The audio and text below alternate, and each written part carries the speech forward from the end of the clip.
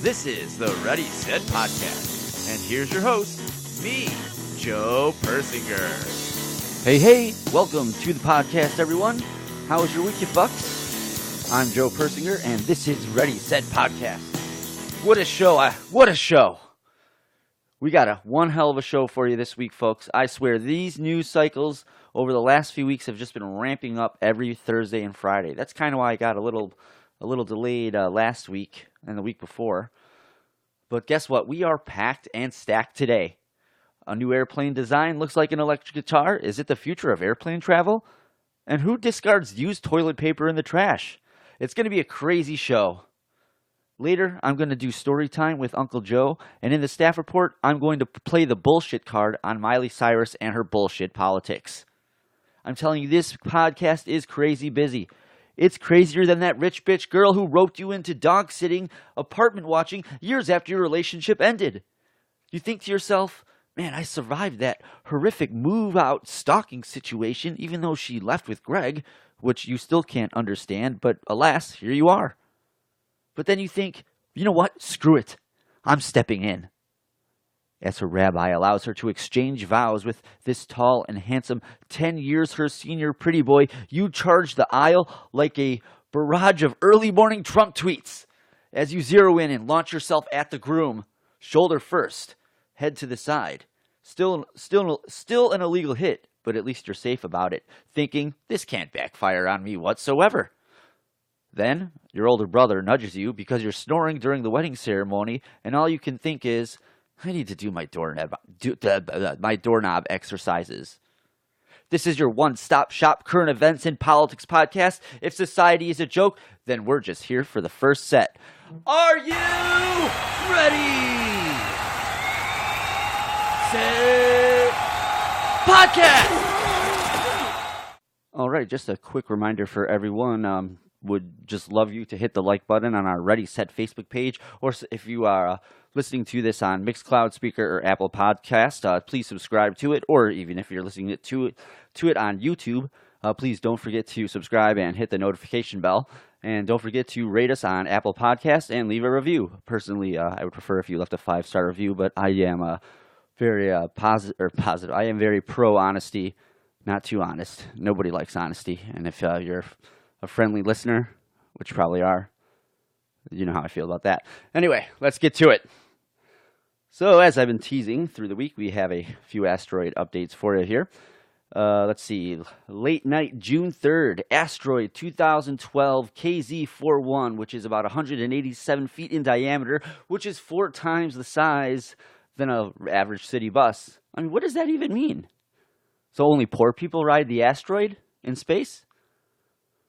That's a horrible joke. Anyway, the distance and speed of it is a whopping 26,905 miles an hour, and it will be definitely flying out of the wheelhouse, flying by at a distance of 869,000 miles. Just a bit outside. Wow, that's not a bad throw, Greg. That one actually went into the backstop. Now, this asteroid won't pass this close again. Well, just I sound like an idiot today. Come on, Joe. Let's get your shit together. All right, so we'll try that again. This asteroid won't pass this close to Earth again until, what do we got here? 2176. That's the year 2176, not military time. So that's basically, I think Nancy Pelosi is supposed to Grand Marshal the July tricentennial anniversary of the United States back then. So that's something to look forward to. At least maybe the asteroid will get hit by another asteroid and hit the Earth. I won't be around by then, so what the fuck do I care about? And then we got another one. Early morning, June 5th, 1:23 a.m. An asteroid named 2019 KA4, 121 feet in diameter, so it's twice the size of an Olympic pool. You know, these size descriptions are bullshit. I mean, I get the rough estimate if it's, a size, like a city bus, a clock tower, a Golden Gate Bridge, whatever the fuck that means. But a bus, a bridge, a tower, I mean, how about it's a big space rock, and if you're anywhere near it when it lands and explodes in the atmosphere, you're going to be dead. That's a pretty good description. Apparently, it's moving at about 16,000 miles per hour and will miss Earth by 2 million miles. Hey, Greg, You want to put some English on that one? I mean, Jesus Christ, put some nacho cheese down the plate. Give them the cheese! Stinky cheddar! Well, my guess is if this podcast ever gets popular and someone discovers that clip, we're going to get this episode thrown off. It's okay. I'll save it and just delete that part, worst case scenario. All right, so then another one is coming. It already had passed. This was June 7th. There's two of them passing. Wow, that's right. So this happened, I believe, on Thursday. I was getting ready to write this thing out, and I get a few more notifications that there's more asteroids passing through. All right, so we got June 7th at 4:40 Eastern Time. So basically, I was probably making coffee and getting ready to watch the 5. And we got this asteroid was 2019 LA. I have no idea what these names are. I'm starting to think like some dude in Los Angeles this year discovered it. I don't know. But this one is 360 feet in diameter, so it's a little bigger than a Big Ben. And I'm talking about the clock tower, not the overrated quarterback in Pittsburgh. The second one is 2019 KZ3, and that one is 282 feet in diameter. So it's only, what was that, like 78 feet smaller than the first asteroid passing through, so they're roughly the same fucking size. So the first one's traveling at about 50,000 miles per hour at 3.3 million miles an hour. Wow! Now that's some high stinking cheddar. And the second one's coming in at 22,000 miles an hour at 1.3 million miles. So basically you got a fast one going off into the stands. Thanks, Greg. And then the next one coming in again, no fucking cheese. And it's just, going into, it basically hit the guy who's on deck. And again, if this is the first time listening, I was breaking down the wheelhouse of the Earth is roughly about 300,000 miles. So if you're wondering what the hell I'm talking about, just listen to the podcast or two before. I'm bossing you around. I guess I just explained it. Anyway, so then this is very interesting here. Oh, you know what? I didn't end up putting that in. All right. Well, there's actually, I'm going to have to do this off the top of my head here. The ESA basically said, oh, that's what it was. I was going to put it in. So there's this clickbait article that came out that was basically like, Earth is going to get hit by a comet this fall, says the ESA. And when I ended up reading it, it was basically just another one of these articles that wanted you to click on it because, they've put out like 8 of these this week. Okay, maybe like 5. And it was just another one passing through at, like 50,000. I think it was going at a decent speed, but I think it was still like a few million miles out. And all the articles really saying, well, if it hit another asteroid on its way to Earth, it's close enough where it could divert into Earth. Nope, Greg still missed the throw. So anyway, here on the June 24th, so this is going to be a little bit later this month, there's going to be 2 more asteroids that are going to buzz the planet. The first one is 2010 NY65, and this one's a pretty big boy. It's 984 feet in diameter, so it's bigger than the Golden Gate Bridge towers. I guess that's not the actual bridge, it's just those 2 towers that kind of protrude out of it in the middle parts of it. The second one is 2008 KC2, and this one is 1,082 feet in diameter, which makes it taller than the Eiffel Tower. Jesus.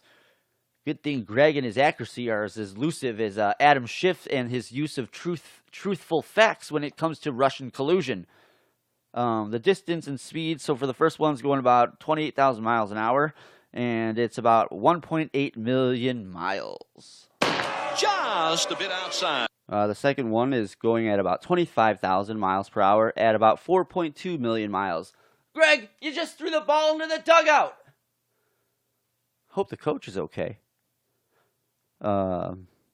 Jesus Christ. I mean, like I said, a lot of articles about asteroids. I mean, it's starting to make me think, the Earth has more rocks thrown at it than a whore at Crackfest in 1986. I mean, like I said earlier, I think this is clickbait, but this is, still kind of fun to watch here. So, A-Rod has kind of spoken out about his bathroom photo shoot, if you will. If you are listening to this for the first time, we talked about A-Rod getting his picture taken by apparently someone in a hedge fund office that is apparently adjacent to his New York penthouse. And I guess the photo started making the rounds in group text and then eventually made its way onto Twitter. And, A-Rod, he's basically a litigious. Well, he's litigious because he says his team is, but who do you think they take direction from? So they're trying to find this person, and I guess he said they've had no luck finding whoever took this photo of him taking a shit, I'm assuming. So he says he has no plans to take any legal action, even though they said they were going to before. And he said he probably should invest in some blinds.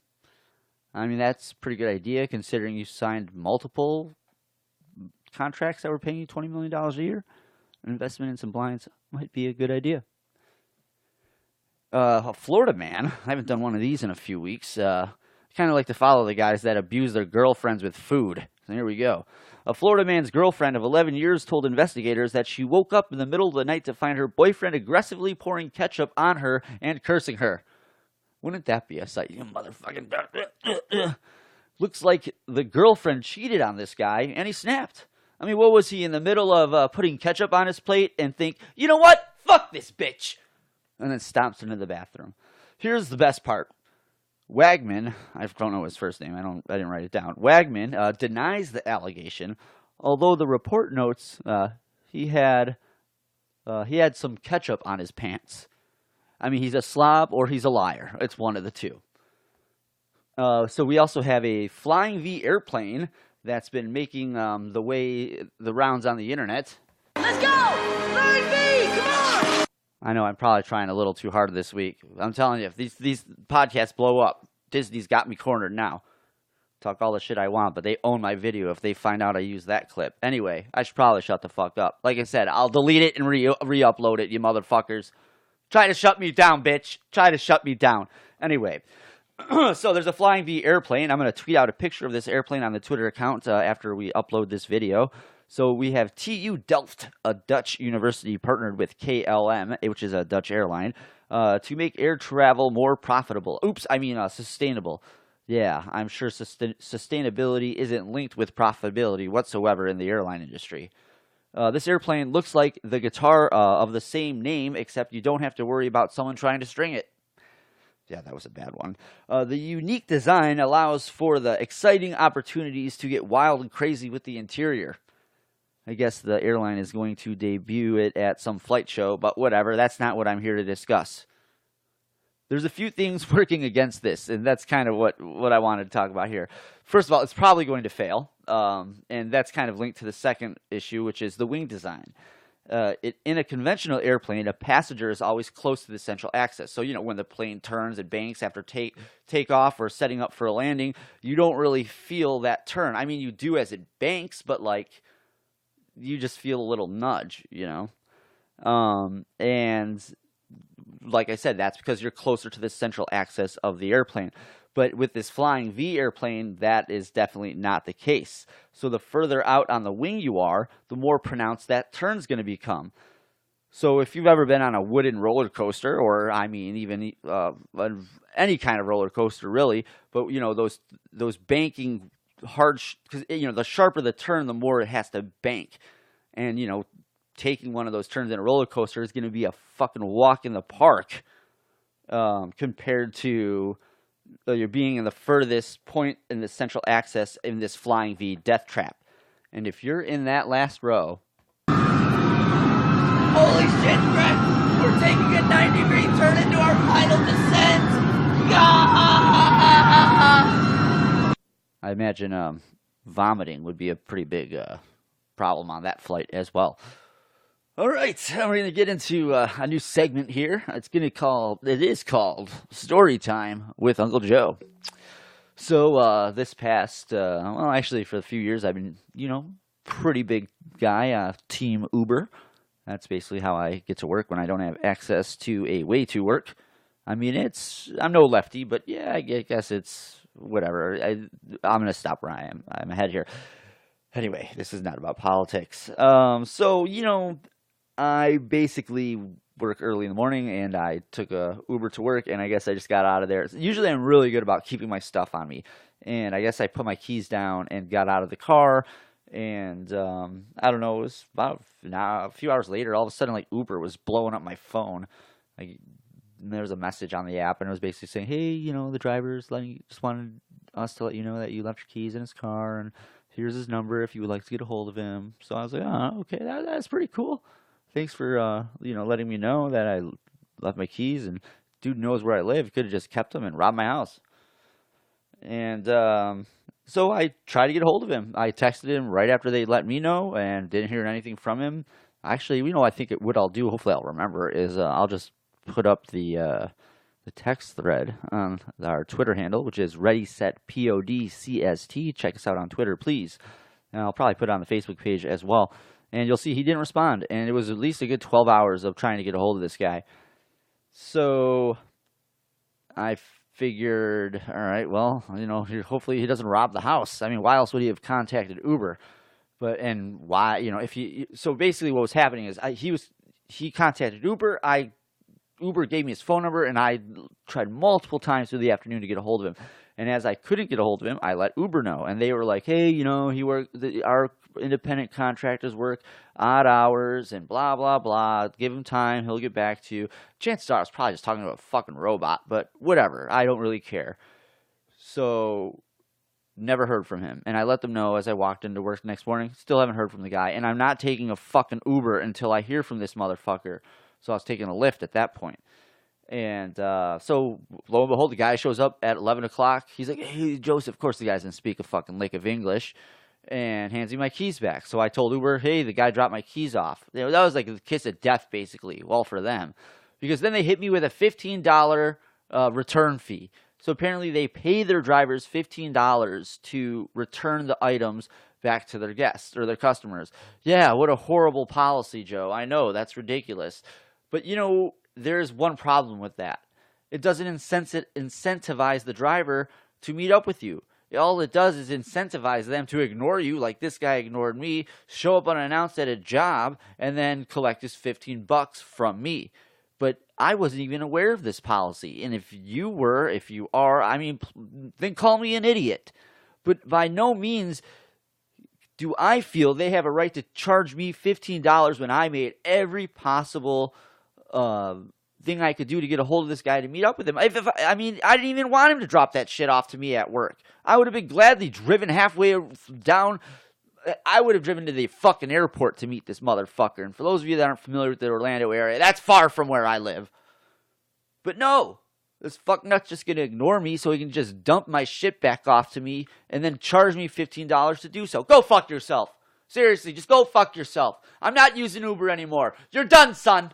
No more Uber. I'm using Lyft. And guess what Lyft's been doing for the last 3 days? 50% off. Never saw Uber do that. In fact, they always charge me more. I think on St. Patrick's Day, because everyone gets fucking drunk around here, I got charged a surcharge because I live right next to Disney. So I got nailed with like a $20 ride to work. Yeah, Uber, go fuck yourself. All right, then, I got one more here for you. I kind of wrote this thing out in the middle of the night, so bear with me if it doesn't make any sense.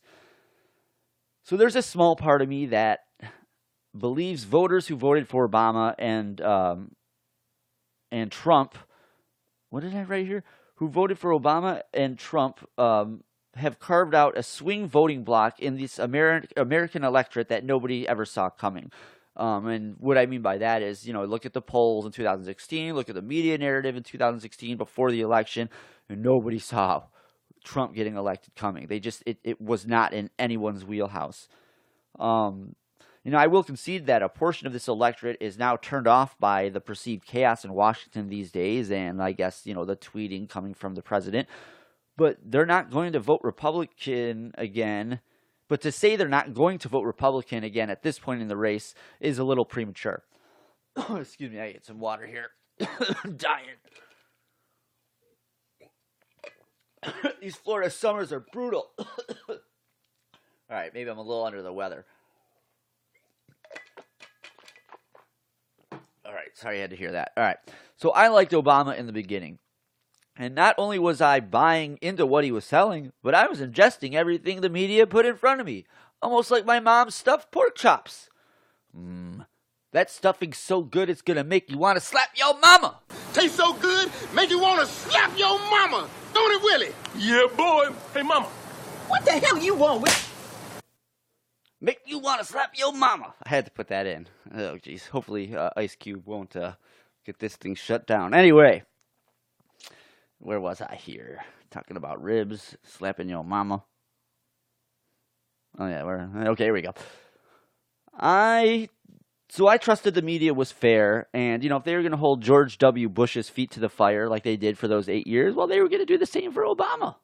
So I trusted that. But guess what? They didn't. The only difference between now and then is they hadn't been caught with their hands blatantly in the cookie jar. Yeah, sure, maybe there were a few crumbs on their shirt, a trail of crumbs leading back to the basement they're currently renting from you, but you don't want to be a dick. But now we see the horrendous dichotomy between the way Trump is treated by the media versus the way Obama was treated by the media. And when I say that, I mean lying, non-reporting by omission. Many things were omitted from this fake news media that if these same non-events were covered up today, the same way they were 8 or 9 years ago, and it was found out by this current Democrat-run House, and we're talking multiple special counsel investigations, at least calls for them, and then impeachment hearings before the midterms that we had last fall. So let's take a look back at some of this non-reporting by our fair and balanced journalisming elite class media. There was, Trump was just in England earlier this week. It was kind of pointed out to me that when Obama had a similar state visit, he made a huge gaffe. And it's on YouTube if you want to just YouTube Obama. I think it's Obama Queen of England gaffe or something like that. It'll pop right up. And basically he was giving a speech, and then the God Save the Queen, I think that's what they call that song, started playing. And he made a toast to the Queen, and as the song was playing, he goes, "And to the Queen." And he went to go toast her, and she just stonewalled him. She didn't do anything. And he basically, I guess, because there's all these fucking little rules when you go out there, and one of them is when that song's playing, the Queen doesn't acknowledge your existence. So that was a big gaffe. And let's just say our president, your president, Donald Trump, made that same gaffe earlier this week. Do you think Jim Acosta and CNN, MSNBC, do you think they're all just going to ignore it and just be like, yeah, well, mistakes happen? No. Do you even think they would take that opportunity to kind of point out that Obama did the same thing to kind of spare Trump some embarrassment? No. Now we're just giving them way too much credit. How about the IRS scandal in 2010 when he basically weaponized the IRS to go after conservatives and their taxes, apparently? Can you imagine if Trump did that? I mean, he'd be out of office already. Then there's Fast and Furious. For those, that's not the movie. If you don't know what I'm talking about, that is basically they were gun running. The Obama administration was selling guns to drug runners, basically to try to bust them with these said guns as a way. It's kind of it sounds like something Eric Holder came up with, and Obama was like, yeah, sure, that's good. Let's go with that. But the only problem was these guns ended up killing his Border Patrol agents. As my therapist used to say, that's a problem. And then there was so actually this is kind of perfect because over the last month or two since the Mueller reports come out, you've heard a lot of this narrative that William Barr is Donald Trump's personal lawyer. Well, could you imagine what would happen if William Barr was saying, "Oh well, I'm Trump's wingman"? I'm curious what would happen. Has that ever actually happened? And then there's, this kind of important thing that Obama's administration, towards the last 6 months of it being in office, they didn't even bother to let the Trump administration know that Russia was attempting to tamper with the election.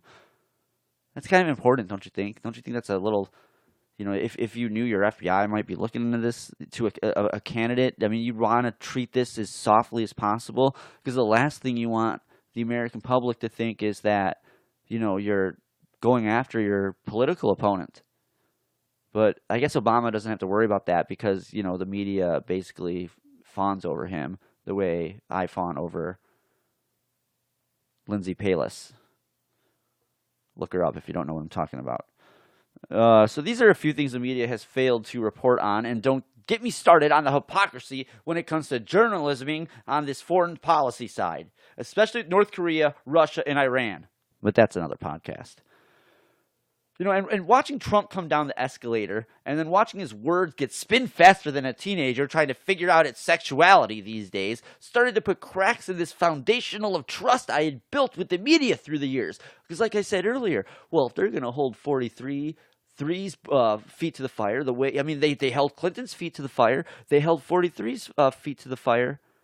And don't get me wrong, there were factions in the media in the late 90s that were trying to protect him, but we're talking about the overall media at the time. You know, they held Clinton. They held 43's feet to the fire. I thought they were going to hold Obama's feet to the fire too. But it's not starting to look that way. Especially, like I said, watching Trump coming down the escalator, this thing getting spun faster than teenagers who can't figure out their sexuality. I mean, it started putting cracks in this foundation that I thought was there. And I think we know how the media has devolved into a political arm of the national Democratic National Party Committee, well, whatever. But, you know, don't worry, it's still objective. I mean, it doesn't even attempt to hide its secret Trump and destroy agenda. So what I think we have here is a country of guys and girls like myself, you know, this electorate I was talking about earlier, who see through this bullshit guise the media has put forth. And this swing voting bloc put enough of a coalition together to get Trump elected in the right states. Now, I also will say that Michigan is not in Trump's favor. So I'm sure there's a lot of people that will use a rebuttal, hey, you can't trust the polling because that's what it was saying last time. That is right. But, I mean, at the same time, we don't even know who's going to be running as a Democrat yet.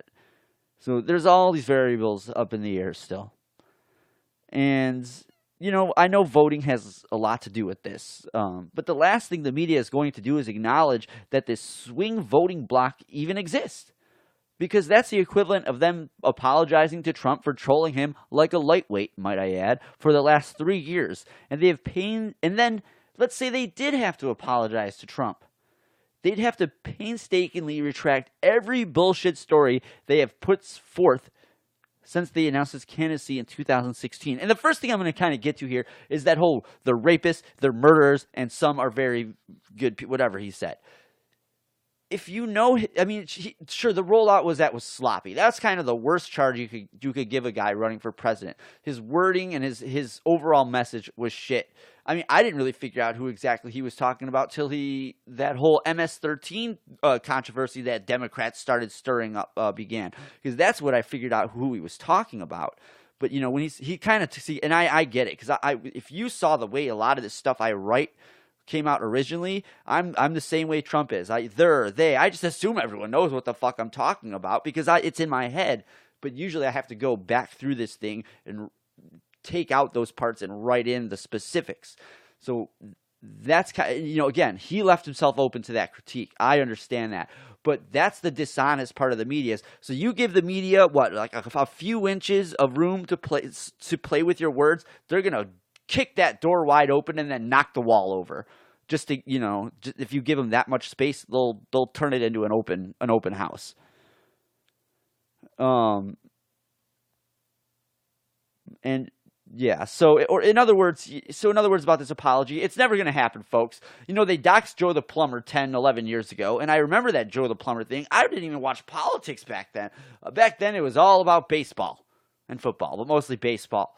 So those stories, I think I was bartending during the day back then, so I could, you know, I was forced to put on like CNBC, and that was during the primaries and stuff like that. So I used to catch the Joe the Plumber thing, but I never understood the significance of him.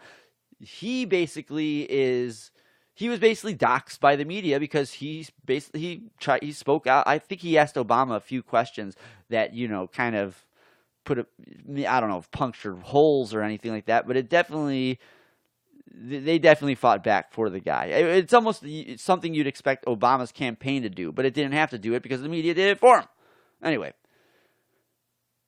what I'm referring to is what the media has done recently is, if you remember that Nancy Pelosi video that was put out about a week or so ago of her, it was basically they just played it back like half the speed so she sounds drunk. And trust me, if you watch that lady, it's not that easy to make it look like she's drunk. And the media, so I think what it was it Vice or was it Daily Beast? It was one of those left-leaning sites. They got a hold of Facebook and was able to Facebook for some reason was like, oh, you would like to know the information of the person who posted this video? Yeah, sure. Here you go. And they published that information, essentially doxing a guy. For what? So then the new one is on Thursday, the fake news media starts blaming Trump on Twitter for holding up the D-Day festivities in Normandy because he's finishing up his interview on Fox News. Well, guess what? Guess what ends up actually happening? French President Emmanuel Macron, the hunky French president, was late. Maybe his wife, was still dressing him. Fake news. I mean, if they aren't the enemy of the people, then how do you explain all of this? Anyway, again, I'm getting a little tangential here. All right, we're plowing ahead. Story time is officially over. So earlier this week, Draymond Green, I think it was right before the finals were starting, came out and said NBA, what is it? Oh, no, okay. So that's what it was. NBA teams moving away from term owner after Draymond Green comments. And I think Draymond Green made some... do I have the actual... Oh, here it is. You shouldn't say owner, Green said. When you think of a basketball team, nobody thinks of the fucking Golden State Warriors and think of that goddamn bridge. They think of the players that make the team. You don't even know what the fuck the bridge is called. So, this guy, that is just, what? I mean, this is how sensitive these kids are these days? This fucktard wannabe SJW is taking an innocuous term and spinning it to sound like something it isn't. Also, he can be the woke NBA guy. Go fuck yourself. I think I'm going to let Mark Cuban take it from here. We got Mark Cuban quote somewhere here. Here we go. So this is a quote from Mark Cuban. For him to try and turn it into something it's not is wrong, Cuban told ESPN. He owes the NBA an apology. I think he does. Because to try and create some connotation that owning equity in a company that you busted your ass for is the equivalent of ownership in terms of people. That's just wrong. That's just wrong in every which way. People who read that message and misinterpret it make it seem like we don't do everything possible to help our players succeed and don't care about their families and don't care about their lives. Like hopefully we do for all of our employees. That's just wrong. And I definitely have to agree with Mr. Cuban there. I mean, it's just overly sensitive bullshit. And honestly, he's probably just trying to get some people like me to discuss it like this. So I'll give him credit for that. All right. So I was at Planet Fitness earlier this week. You know, I like to get there about 3-4 times a week. You know, there's just I'm going to Chicago in September, and I have a feeling there's going to be a brawl that's going to break out, and you just never know. And I have to be ready and definitely 2 times conditioned than Ken Carangello will ever be, because that's the only hope I will ever have in defeating him in a fight. Anyway, so I'm at Planet Fitness. I don't know what happened there. Apologies. And I was going to use the bathroom, and as I went to go wash my hands, I noticed that there is used toilet paper, in the trash. Who wipes their ass and thinks to themselves, you know, I should put this in the trash and not in the toilet? Were you raised in California? Are you sitting there thinking, flushing this down the toilet is just a waste of water? I'm trying to prevent climate change and conserve water. Listen here, soy boy. If you think conserving water at the expense of sanitary conditions is moving society forward, I've got some gold snow to sell you, you fucking hippie. Now, this isn't a make-believe scenario. Like I said, this was the case at Planet Fitness on Tuesday afternoon. Now, for context, this Planet Fitness is in a very lower-class part of town, and it's nothing but trashy Puerto Ricans and various other Hispanic and Caribbean cultures. Not that there's anything wrong with that. So let's just say some of these countries aren't really known for having solid plumbing. I mean, even Puerto Rico doesn't even have solid electricity, especially these days. And in these countries, it's actually easier just to throw out the used teepee than dispose of it into an outhouse or just shitty, crappy, or no plumbing. Then there's a stone cold truth that this person is just a first generation American born into an immigrant family who doesn't know any better, or instead of assimilate, they just go about their day like they're living in some third world country shithole, ignoring the fact that their trashy behavior has consequences on other people. And this refusal to assimilate into someone else's culture is akin to being invited into someone's house and not cleaning up after yourself after wiping your ass. You place the byproduct of what you've been eating the last few days into an open-air receptacle that recycles all the poop spores into the air. Put your paper of wadded shit into the toilet, you gross piece of trash, and go fuck yourself. In the ass, nonetheless. Wow. I'm getting fired up here, folks. I'm getting really fired up. You know what? Let's get to the lightning round.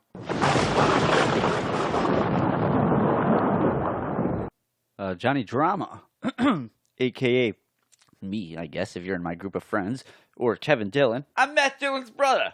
Was ordered by a judge to fork over $1.7 million for holding funds for his private kid's school and lying about his income. Thanks, bro. He's keeping the house. He's keeping this Malibu house, so the judge derived that cash payment from him retaining the ownership of said home. Good for him, bad for his wallet.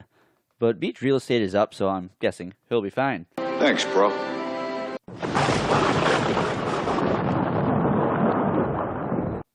Joey Fatone.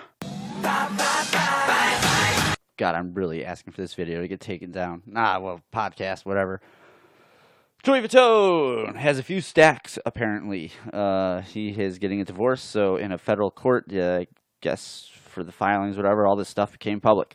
So he's got a monthly income of $37,910. It's not bad for a monthly income. He's got 1.327, so $1,327,000, $600 in stocks in retirement, $20,000 in cash, not known if that's in a safe or in the bank, and $90,000 in cash for his production company. He is liquid rich, folks. His monthly expenses are $21,076.02, so he's clearly pocketing $16 a month to just do whatever the fuck he wants with, and that's not too shabby. And he owns a hot dog business here in Orlando, which I have never heard of, and I'm definitely not going to let the 12 people that listen to this, or 3, listen to or get a free advertisement out of it. He's getting divorced, but he's not getting cleaned out. He got this woman, I don't know who her name is, not important, but he got her to sign a prenup. Don't feel sorry for her, though. She's still walking away a winner. $4,500 a month in child support and $3,500 in spousal support. That's $8,000 a month for just existing. So I think she'll be okay. GTA Online might be adding a casino to the city of Los Santos. A casino located on the outskirts of Los Santos, a fictional scaled-down version of Los Angeles, had a coming soon sign that was taken down after 6 years of speculation. So I guess I started playing. This is one of the first games online games that I really got into. So in 2013, when the online thing went live, then crashed, then went live, and then crashed, then went live. You see where I'm going with this. There was a casino in there. So before the game started expanding, a lot of people figured, oh well, because if you played GTA San Andreas, I think it's a third one. You could go to the fictional version of Las Vegas and you could gamble in there. So a lot of people were speculating, hey, that's probably what's going to be in the online component of there's going to be gambling in the online component of the game, because it really wasn't in the story mode. So now that gambling is an option in Red Dead 2 online, it looks like that it'll be making its way to the fictional liberal cake box. It's a little late, though, because the game has jumped the shark, and I'm already ready for GTA 6. But I will say, if that's what actually happens, because apparently someone was going through the code and discovered that the coming soon sign was coming down, and then players started looking at the casino, and I guess in the most recent update, you're starting to see construction props popping up. And the guy that reads the code says that as he's been reading through it, he's been seeing more construction things are going to pop up, alluding to all players that something is going on. But like I said, I'll check it out, but I'm already ready to move on to the next game.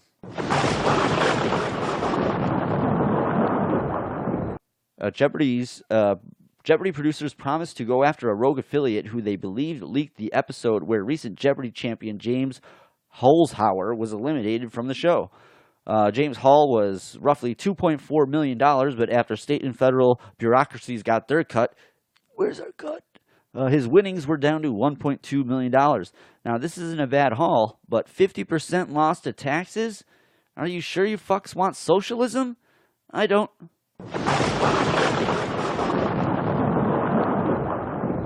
And finally, Tracy Morgan bought a $2 million Bugatti that was sideswiped by a surprised New York woman who apparently doesn't feel like it was her fault a few miles after leaving the dealership with the car. I mean, having nice things must be a great luxury, but I wonder if the stress of keeping nice things nice is worth having them. I mean, can you imagine how shitty you'd feel after spending $2 million only to watch that shit get devalued twice? Once for driving it off the lot, and then two because some New York millennial can't keep her eyes off the road. Wow! And I actually I think she was a little bit older than that. And that's the lightning round for this week, folks.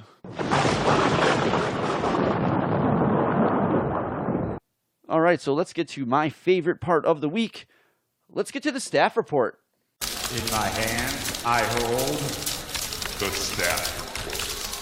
So Miley Cyrus was in Spain, I don't know when, I guess in the last week or so, and was reportedly responding to angrily online social media posts on her Twitter account and said that, quote, she can't be grabbed without her consent. And there's a video online that appears to show a male fan grabbing the singer by the neck and then kind of bringing her in to kiss her. And then there were some social media users who suggested her lyrics or what she wears made her a deserving target. So that's when she tweeted out she can't be grabbed without her consent. And here's where Joe's going to play his bullshit card. But you were, and you did nothing. This whole situation here reeks of opportunism. Here we have an overly excited Spanish beta soy boy male, not able to control his emotions, and his inner fanboy is just taking the steering wheel. Now, I can't speak here to soy boy's true intent and motives. That's his business. I've watched the video. It's a little disturbing. And here's what's really disturbing is that these two celebrities would walk into a sea of people like that. But here's why I think we have a bunch of opportunisms here. This scene took place in Barcelona on June 1st, and as I write this, it's 3 to 4 days later, and she has tweeted out this "Don't Fuck With My Freedom" campaign. I think in addition to that, she was doing something with like Marc Jacobs and something about abortion, and, well, if you're pro-life, I wouldn't buy anything from Marc Jacobs. Anyway, so for the last 72 plus hours, she's been silent on this subject of what she was dealing with in Spain, and even more damning, watch the video. Everyone knows the reaction. The reaction in the moment is how you truly feel about something. She looked like any celebrity wadding through a crowd of people. There was no distress. She wasn't calling for her husband, or at least it didn't look like it, that she was. I mean, he is a big guy, by the way. I mean, it honestly looked like two celebrities just getting into their car. So, was there any outrage in the moment? Was there even any? Now, I'm willing to bet that when that car door slammed, it hadn't even occurred to the former Hannah Montana star what had possibly just taken place. But in the afternoon on June 4th, she's tweeting out, "Don't fuck with my freedom," and hashtag still not asking for it. I pose the same statement as I did in the beginning, but you were, and you did nothing. So why the change of heart?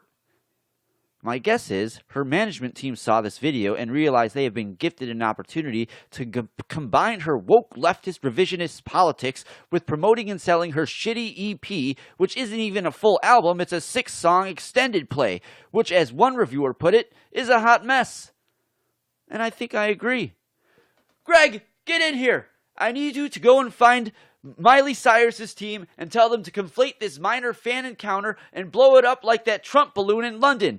Funkin' redcoat leftist, by telling her to tweet about this using a ridiculous hashtag that goes over the top against what really happened. That'll move a few extra 100 units. So why the 3-day delay? That's her team's coordinating this rollout. Why else was she radio silent on the issue? she feels so strongly about. That's right. If you think this is about women's rights, you're a fucking fool. This is about moving a product she is hawking under the guise of social political justice warrior bullshit. I mean, you see fucking Oreo is doing the same thing with Pride Month. Do you really think Oreo executives are sitting in a boardroom thinking, we really need to support these people, even if it costs us money? No, they're trying to make money. God, this is some of the people are so willing to buy into their own fucking narrative that they will just ignore red flags right there in front of them. And if you don't believe me, look at that hot girl dating the guy on a bike who beats women. Jesus. Now, I'm not denying that there's violence against anyone, women or men. But what you have to understand is this was really about if this is really about these social issues, why did it take her 3 days to come out and say something? And don't tell me because she had to get all of her shit together. That's a load of crap. Because if she really felt this way, the second that car door slammed, there would have been some long-winded cat lady rant about how she felt her personal space was violated and some evil man had put her hands on her. I mean, that would have been tweeted out minutes, seconds after the incident. This whole thing stinks. It smells like opportunism at the expense of crazily conflating two subjects that really have nothing to do with each other. Which you can't blame them because, our media will let them get away with it. All in the name of possibly moving a few extra 100 units of this hot, shitty mess of an EP she has put out. Yeah, pun intended. Hasn't even cracked the top 10, but I digress. And that's the staff report. We're trying to get a feel for how people spend their day. The staff reports. All right, that's going to do it for us this week. I'm your host, Joe Persinger. This is Ready, Set Podcast. Thanks for listening, and we'll see you next week, you fucks. Thanks for listening to the Ready, Set Podcast. Check us out next week, and don't forget to follow us on Twitter and look for us on our YouTube channel, Ready, Set Podcast.